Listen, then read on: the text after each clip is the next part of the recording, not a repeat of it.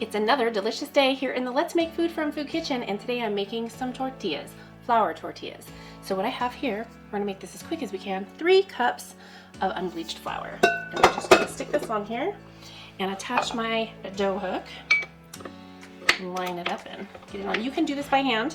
If you don't have a stand mixer, totally fine. Take your salt, it's 1 teaspoon, 1 teaspoon of baking powder, and if you don't have a stand mixer, whisk it together. I'm just going to use my stand mixer and be lazy today. I have my days. And then there's other days where I really just want to show you we can do this by hand. Because you can. Okay? So now that that's done, I'm going to go over the steps if you don't have the stand mixer for words. I can say things, right? So what you want to do at this point, if you don't have a stand mixer, you're going to create a well in your flour. So dig out the center all the way around, and then you will pour in your oil. And this is a grapeseed oil. You want to use a neutral flavored oil. Traditionally lard is used. I'm going to go with a grapeseed oil, just neutral flavor. And then I have 1 cup of warm water, not hot, not cold, just warm. I'm going to pour it right in there with the oil. So if you're doing this by hand, what you want to do is start from the center bottom of your bowl and start mixing it together from the center and work your way up and out until it's incorporated. For me, I'm going to turn on my stand mixer and get it well mixed. And then I'm going to knead it for a minute or 2 past that. If you're doing it by hand, get it all incorporated and knead it by hand for 2 to 3 minutes. Okay, this step is done. I'm going to get my dough off of the hook, and I'm going to move my stand mixer out of the way and prep my work surface with a light dusting of flour.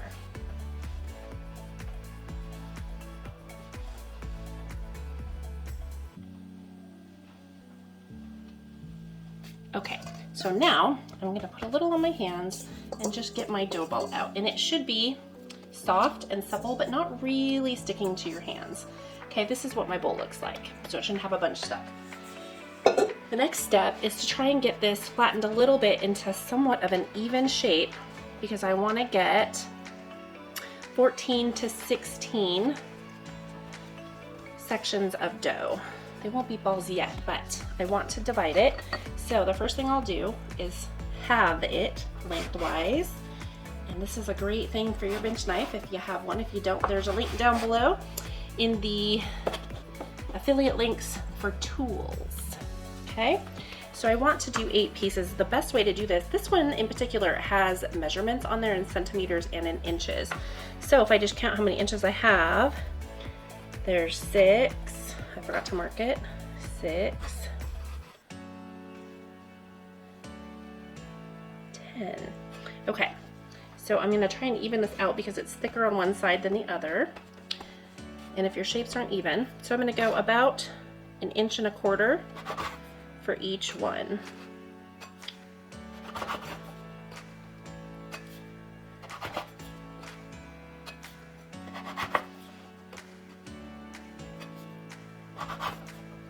Okay, there's 16. So the next thing I want to do, we're going to create a ball, and then we're going to flatten them. Just with your hands is fine. And you're going to lay them out on your dusted surface. And they don't have to be perfect, but try to get them round.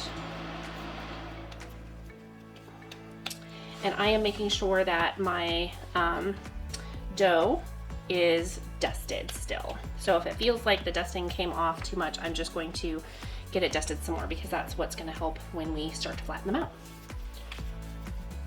Okay, that's done. Next, I want to cover it and walk away for about 15 minutes. See you back. Okay, resting time is up. I'm going to uncover these and introduce you to my new toy, tortilla press. I kind of went all out and got myself a tortilla press. You could do this with a rolling pin. You can. I have learned through making these types of things, pasta, that doing it by hand can be very challenging, especially getting it rolled as thin as we need it to be for what we're trying to do. So it really wasn't that expensive. So I'll put a link down below to one of these. This one's cast iron, it's very heavy, but I feel like it's gonna do the job. I'm gonna take 2 pieces of my paper and stick it in between, and you just press, okay? And that's going to give you your tortilla. And these are small, obviously. If you want bigger ones, just cut your, I did 16, so do 8 if you want the large size. And then off we go, okay? My pan is heating up, and I'd say it's about ready to go. I'm gonna spray just a tiny bit of avocado oil on there so it doesn't stick. These cook quickly. So I'm gonna make a couple small ones. I think I'll put some of those together and make a couple big ones too. This should take about 45 seconds on that side, and then I'll flip it over for 20 to 30 more seconds, and then flip it over one more time for about 10. This is stuck a little bit, so I do want to add just a little bit of flour to that. We're gonna put one of these slightly larger sizes on, and I'll sprinkle just a little flour on that one too. While we keep an eye on that, this process, once we get into a groove, should go fairly quickly. Here we go. It doesn't take much effort at all to push these down. Okay, so I'm gonna flip this one. There we go. This is what we want. We want to see those little bits of golden.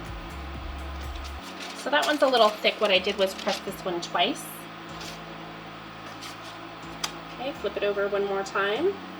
Okay, I'm gonna set this aside and keep moving. So this one's ready. Tiny bit of oil.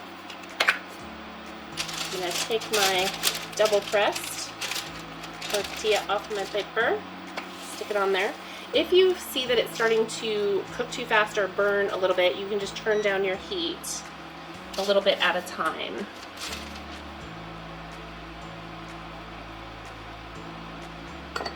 Okay. There we go. And press.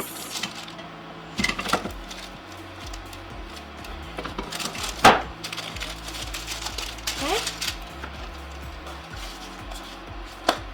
Good. Put this one over here. We want these to cool. I'm gonna lift this one. Kind of getting into a groove here. That flipping butter. So what I've started doing, I'm gonna flour that pretty well. I'm gonna put one on there. This is a little smaller of a dough ball, so this one's probably not gonna get as big. But I am pressing, turning, pressing, and I'm just keeping up that whole deal. Turn this one, I got that bubble going. Nice. So from here on out, it's basically rinse and repeat.